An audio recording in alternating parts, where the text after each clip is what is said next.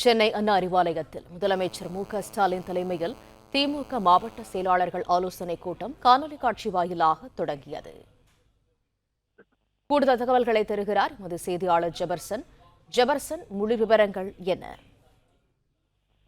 வரக்கூடிய சட்டமன்ற தேர்தலை எதிர்கொள்ளும் விதமாக திமுக சார்பில் பல்வேறு முன்னெடுப்புகள் எடுக்கப்பட்டு வருகிறது. கட்சி நிர்வாகிகள் கூட்டம், அதே போல மாவட்ட செயலாளர் கூட்டம் என தொடர்ந்து பல்வேறு விஷயங்கள்ல தமிழக முதலமைச்சரும் திமுக தலைவருமான ஸ்டாலின் ஈடுபட்டு வருகிறார். இந்த நிலையில் தான் இன்று என் வாக்குச்சாவடி வெற்றி வாக்குச்சாவடி என்ற தலைப்பில் காணொலி காட்சி மூலமாக திமுக மாவட்ட செயலாளர்கள் கூட்டம் நடைபெற்று வருகிறது. இந்த கூட்டத்தில் அக்கட்சியின் தலைவரும் தமிழக முதலமைச்சருமான ஸ்டாலின் தலைமை ஏற்று இந்த கூட்டத்தில் கலந்து கொண்டிருக்கிறார்.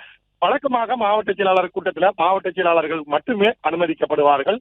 ஆனால் இந்த கூட்டத்தில் வித்தியாசமாக மாவட்ட செயலாளர்கள் மட்டுமல்லாமல் ஒன்றிய நகர பகுதி பேரூர் கழக செயலாளர்கள், அது மட்டுமல்லாமல் அந்தந்த மாவட்ட நாடாளுமன்ற சட்டமன்ற உறுப்பினர்கள் அந்தந்த மாவட்ட செயலாளர்கள் தலைமையில் ஒரு இடத்தில் அமர்ந்து அந்த பகுதியிலிருந்து காணொலி காட்சி வாயிலாக இணைய வேண்டும் என்று உத்தரவு கொடுக்கப்பட்டிருக்கிறது.